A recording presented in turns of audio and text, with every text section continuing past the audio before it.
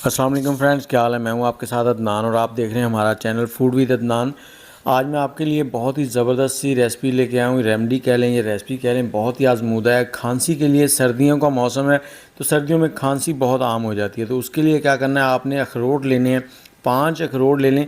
इनको इस तरह से आपने तोड़ लेना है और तोड़ने के बाद आपने इसको डाल लेना है किसी बर्तन के अंदर, खुले बर्तन में डाल लें। और इसके बाद इसको इस तरह से छोटे छोटे पीसेस में कर लें और साथ ही कमेंट में ये बताएं कौन से शहर में बैठ के हमारी वीडियो देख रहे हैं। और इसके बाद अगली चीज़ जो हमने लेनी है वो है प्याज। ये दोनों चीज़ें बहुत ही ज़बरदस्त हैं, बहुत ही फ़ायदेमंद हैं खांसी के लिए। आज का ये जो वीडियो बन रही है ना, ये बहुत ही लाजवाब होने वाली है। ये देखने के बाद आप मुझे दुआएं देते रह जाएंगे कि क्या रेमेडी बताई है आपने।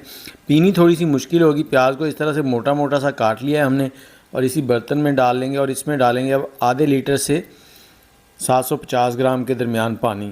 और इस पानी को डालने के बाद आपने हाई फ्लेम पे इसको पकाना है और इतना पकाएंगे कि इसमें से सिर्फ 1 कप के करीब पानी जो है वो रह जाए।